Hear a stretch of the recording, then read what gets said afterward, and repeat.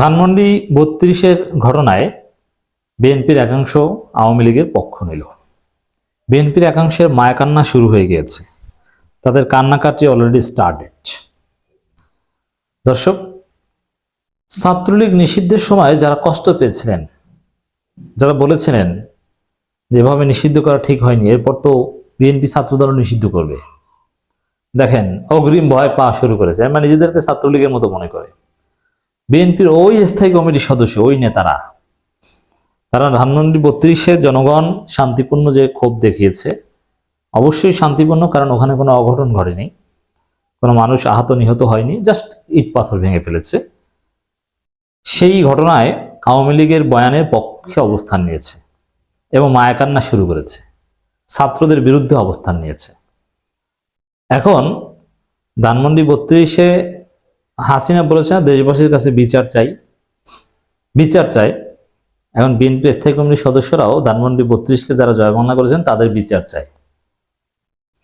সরাসরি এই কথাটা বলতে পারেন না, কারণ বললে তো পিঠের চামড়া থাকবে না যে যারা ধানমন্ডি ৩২ ভেঙেছে তাদের গ্রেপ্তার করুন।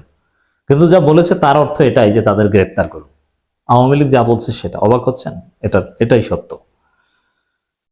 একটা খবর, ধানমন্ডি ৩২ নম্বরে ভাঙচুরে জড়িতদের শনাক্ত করা সরকারের দায়িত্ব।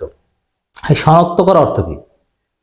শনাক্ত করা, এটাকে ভাঙচুর বলছে। দেখেন এই শব্দগুলোও কিন্তু আপত্তিকর। ভাঙচুর না, এটা জনগণের ক্ষোভের বহিঃপ্রকাশ। এভাবে ডক্টর ইউনূস সরকার সম্মান দিয়ে এই ঘটনাকে প্রেজেন্ট করেছে, জনগণের ক্ষোভ। তো সেটাকে ভাঙচুর, লুটপাট, এই শব্দগুলো এখানে প্রযোজ্য নয়। এগুলো আওয়ামী বয়ান, আওয়ামী ন্যারেটিভ। তো দর্শক, এখানে বলা হচ্ছে শনাক্ত করা সরকারের দায়িত্ব। শনাক্ত করা মানে কি? তাহলে গ্রেপ্তার করুন, শনাক্ত করে ধরুন, এই তো। কেন, কারা ধানমন্ডি ৩২-কে জয়বাংলা করেছে আপনি জানেন না? এটা তো ক্যামেরার সামনে ভাই, এটা যারা করেছে তারাই তো লাইভ দিচ্ছে। এখানে শনাক্ত করা কি আছে? এটা তো শনাক্ত।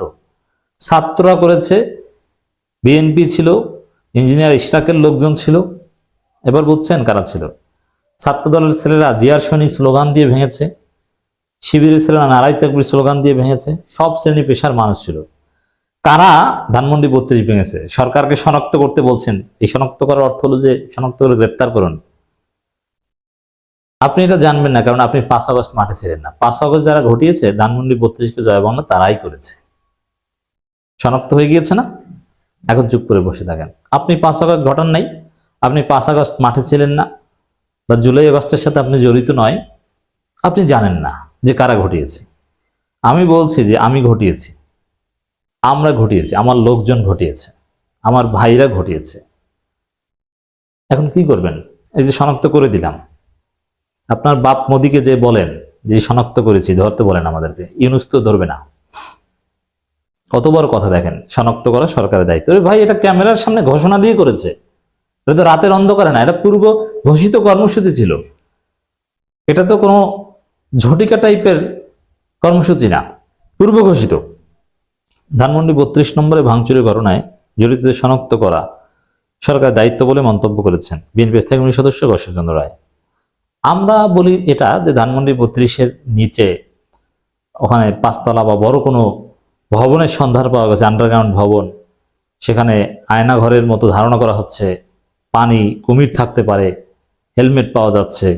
রহস্যময়। এটা পানি নিষ্কাশন করে সরকারকে এর রহস্য উদ্ঘাটন করতে হবে।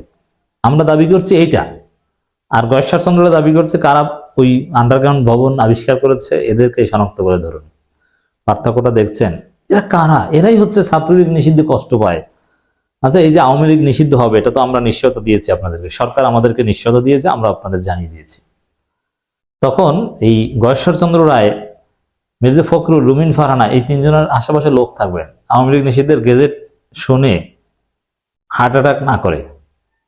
এমনিতেই দুর্বল এরা, এরা অসুস্থ। এই গয়েশ্বরচন্দ্রের স্ত্রী মারা গিয়েছে, স্ত্রী মারা যাওয়ায় তেমন শোক পায়নি, কিন্তু আওয়ামী লীগ নিষিদ্ধ খুব কষ্ট পাবে। অতএব এদেরকে একটু দেখেন, নিপুণরা একটু খেয়াল রাখেন আপনার আত্মীয়র দিকে।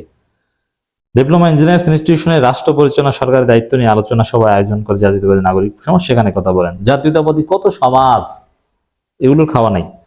আলোচনা সভায় ৫ ফেব্রুয়ারি ধানমন্ডি ৩২ নম্বরে বাড়ি ভাঙচুরের ঘটনায় উদ্বেগ প্রকাশ করেন বিএনপি স্থায়ী কমিটির সদস্য গয়েশ্বরচন্দ্র। আপনি উদ্বিগ্ন না?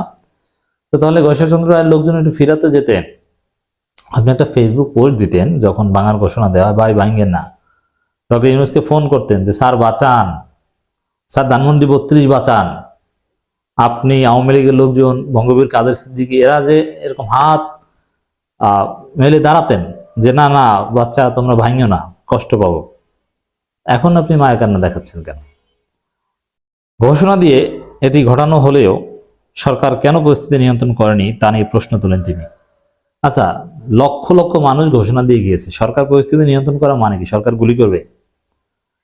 সরকার তো চেষ্টা করেছে, সেনাবাহিনী বুলডোজার থামিয়ে দেওয়ার চেষ্টা করেছে, গিয়েছে, কিন্তু জনগণের যে স্রোত, লক্ষ লক্ষ জনগণকে থামিয়ে দেওয়া মানে তাদেরকে গুলি করা, টিয়ার শেল মারা। এখন এটা করবে? আপনি এই পরামর্শ দেন? হ্যাঁ, গয়েশ্বরচন্দ্র রায়ের বক্তব্যের কথা এটাই, যে এদেরকে গুলি করা উচিত ছিল। হাসিনার পক্ষ নিয়ে ধানমন্ডি 32 ইটপাথর রক্ষা করতে জনগণকে গুলি করবে। এই গয়েশ্বরচন্দ্র রায়রা কোন পক্ষের লোক? ক্লিয়ার? আশা করি বোঝাতে পেরেছি। বিএনপির এই স্থায়ী কমিটির সদস্য বলেন, সরকারের দায়িত্ব এই ঘটনায় জড়িতদের শনাক্ত করা, জবাবদিহিতা। আবার জবাবদিহিতা, শনাক্ত করা মানে গ্রেপ্তার করা, আর জবাবদিহিতা মানে গ্রেপ্তার করা, এটা বুঝি আমরা। গয়েশ্বরচন্দ্র রায় বলেন, আইন সাধারণ মানুষের সাথে তুলে নিয়ে প্রশাসন অকার্যকর হয়ে পড়বে, এর ফলে সরকার অকার্যকর হয়ে পড়বে বলে মন্তব্য করেন বিএনপি স্থায়ী কমিটির সদস্য। আইন নিজের হাতে তুলে নিয়েই তো হাসিনাকে আমরা তাড়িয়ে দিয়েছি। আপনি কি শিখান বিপ্লবীদের?